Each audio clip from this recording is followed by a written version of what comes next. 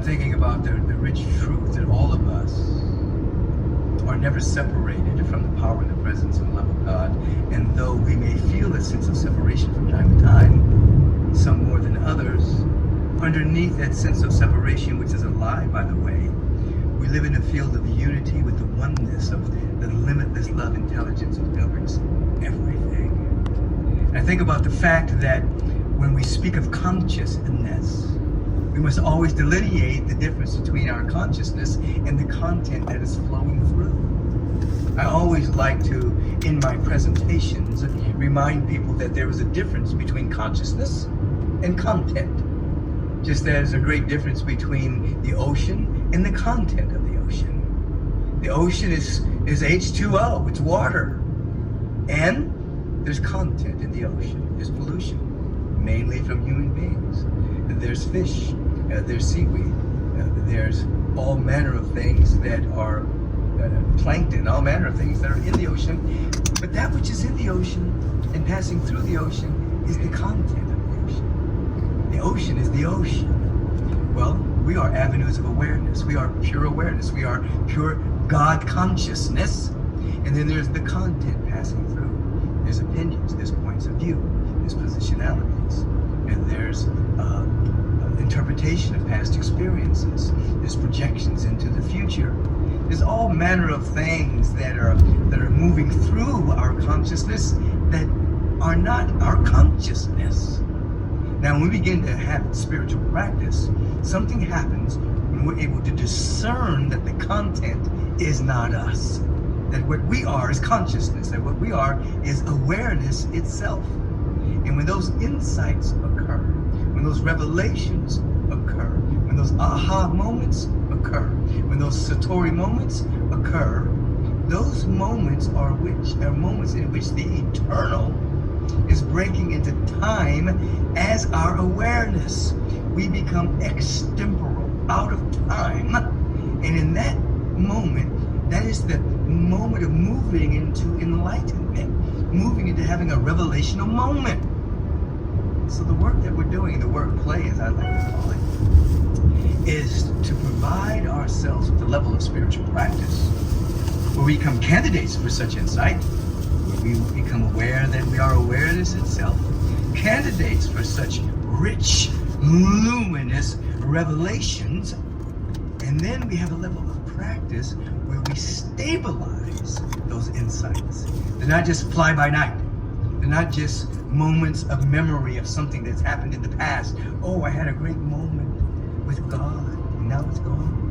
No, our spiritual practice illuminates that we are awareness with the ability to choose. Choice is a function of expanded awareness, and we learn to stabilize and integrate those moments of the eternal breaking into time. We integrate it so that they are embodied, so that we are embodied revelations of that which is real, which is an underlying sense of unity, oneness with the great power, the great presence, the great love of God Almighty, all beauty, all joy, all power, limitless love, intelligence.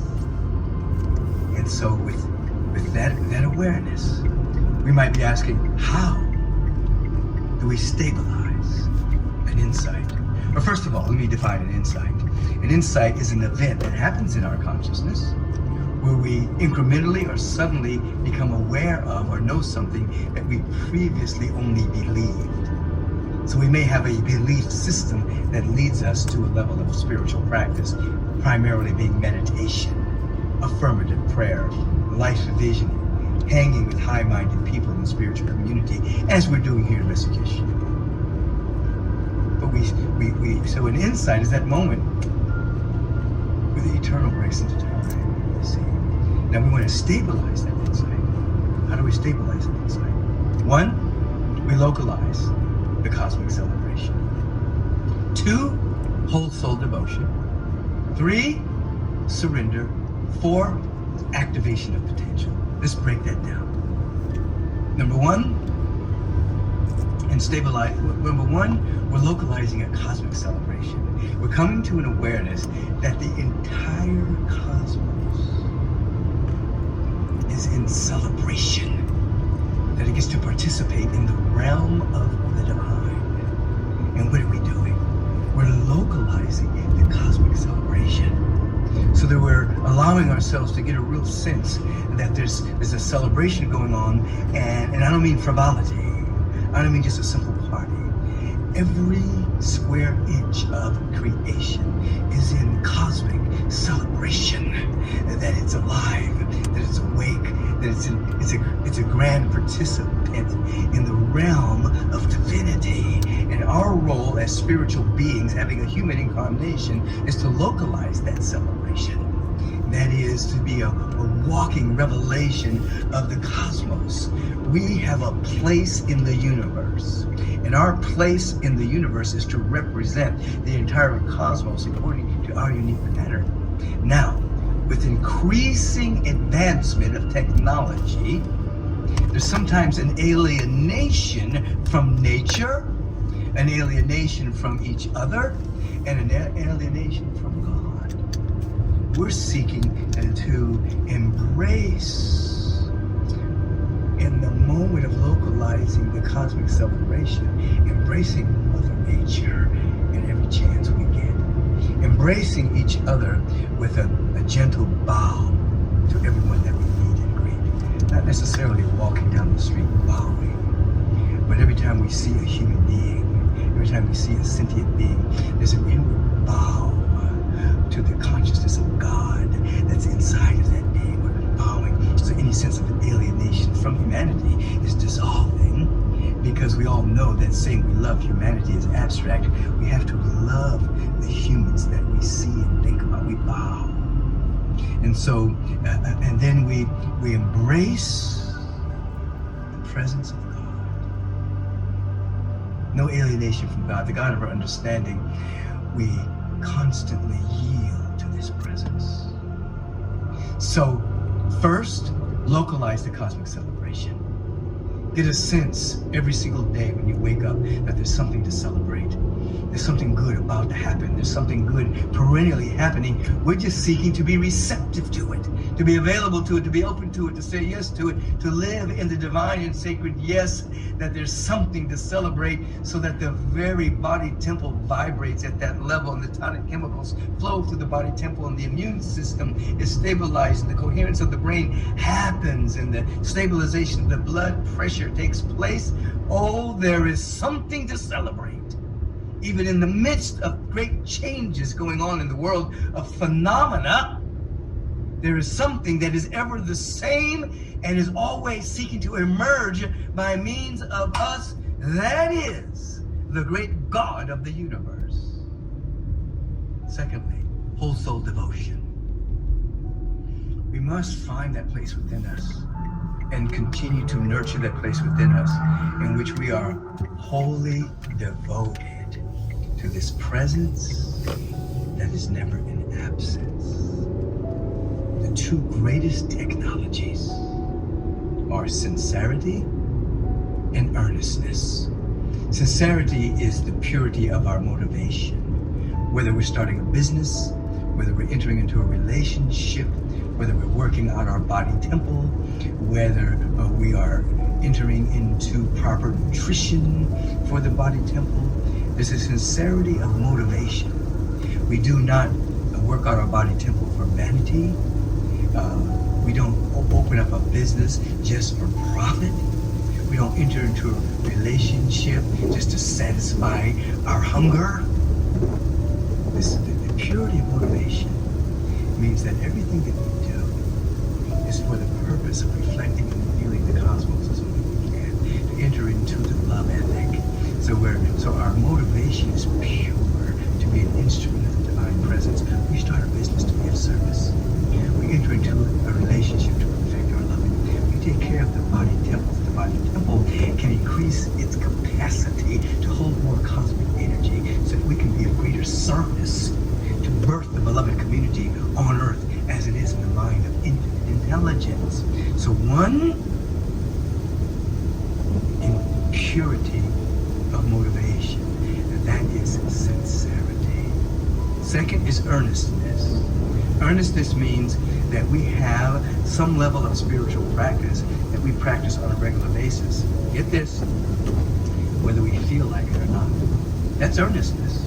Earnestness means I wake up and do my devotion. I wake up and do my practice. I wake up and I enter into a state of meditation.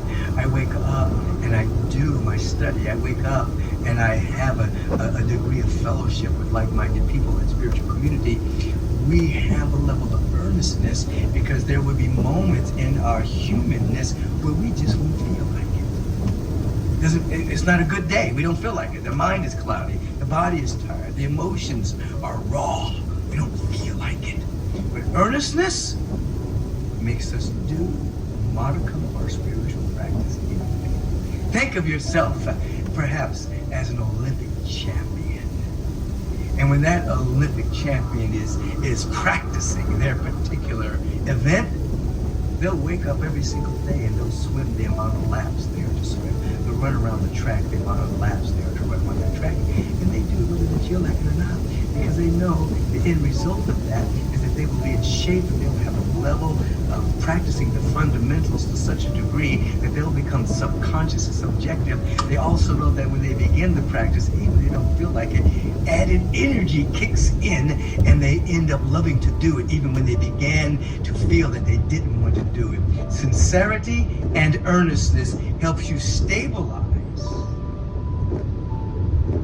the insights that are occurring based on your desire to wake up and to catch the sense of unity and your oneness with the presence that is never an absence.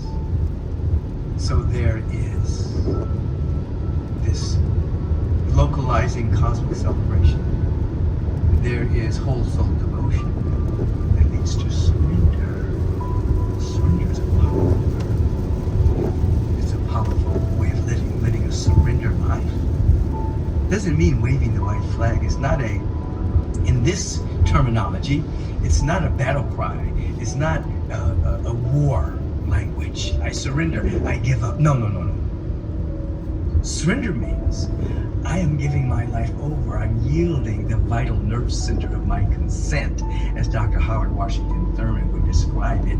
I'm yielding the vital nerve center of my consent to the next stage of my own evolution, my own unfolding. That I'm involved in transformation. Trans means to go beyond the present formation of my life, physically, mentally, emotionally. I'm going beyond that particular formation, which is the condensation of previously held point of view. It's the artifact of previous points of view and opinions and positionalities and perspectives.